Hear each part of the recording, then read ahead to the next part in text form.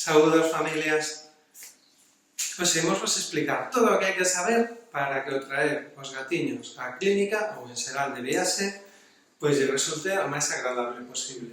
Ese vai ser o tema de hoxe en veterinario de familia, na canle daqueles que sentimos que os nosos animaliños son tan importantes que forman parte das nosas familias, na canle de Guillermo Campos.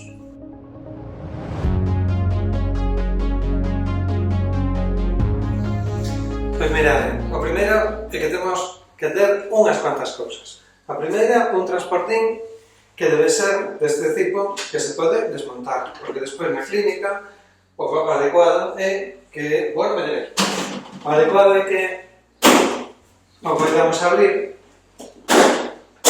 non necesitamos un tan grande, pero para que se vexa mellor. Desmontalo así e que podamos ver o gatiño dentro do transportín.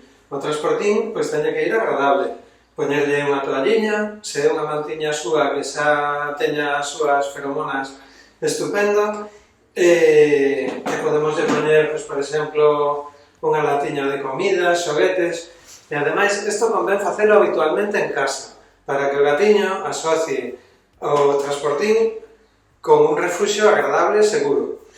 Despois, o transportín debe ir perfectamente pechado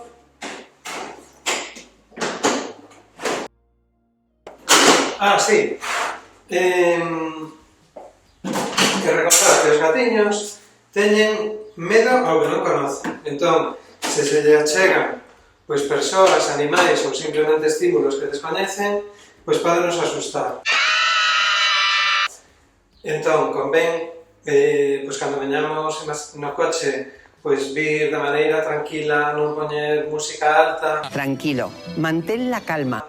E cando o levemos, a eles tampouco lle gusta a sensación de ir colgados no aire.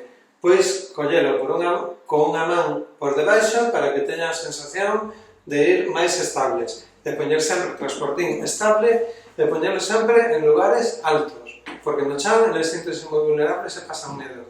Outra cosa que nos pode axudar é tapalo con unha funda para transportíns, ou se non, eso témoslo todos en casa, tapando simplemente con a toalla. E unha última axuda que podemos facer é utilizar as feromonas para que, sabedes que as feromonas lle dan así un ambiente de buen rollito que os tranquiliza e que lles dá benestar, pois podemos utilizar as feromonas poñéndoas, por exemplo, así, nestas 4 esquinas do transportín, con algo de anticipación, porque isto ven con un alcohol que lles pode molestar, tense que ter evaporado, a mellor 10, 15, 20 minutos antes. A partir de aí, outros trucos importantes. Pedir cita para ter disponible pois a consulta dos gatos, nas clínicas que temos consulta específica para gatos, para que non coincidan na sala de espera con outros animais, porque, aínda que sexan gatos, a eles non lle mola. E, pois, en xeral, para ter o tempo disponible para eles e poderlo dedicar de maneira perfecta. Unha cousa máis. Just one more thing. Hai gatiños que, aínda que fagamos todo isto, van pasar moito medo e que poden incluso pois, comportarse pois, de maneira fuxidía e incluso agresiva. Para estes casos, podemos utilizar medicamentos que lle damos en casa con anticipación, típicamente un par de horas antes, para que non pasen esa ansiedade ou ese medo ou teñan ese comportamento agresivo. Eses medicamentos temos que prescribir Lo ha dicho. o vosso veterinario. E xa, unha vez no veterinario, seguide as nosas indicacións, pero recordar sempre que o ideal é que o propietario este na cara do gatiño, que o gatiño vexa sempre hacia o propietario e que o veterinario veña pois desde atrás. A veces temos que utilizar pois toallas para manexaros ou necesitaremos un pouco a vosa axuda, pero se o facemos ben, vir ao veterinario para os gatiños debe ser levadeiro. E iso é importante, porque necesitamos que veñan para poderlos ter pois perfectamente controlados e cuidados. Que é o que queremos, a que sí?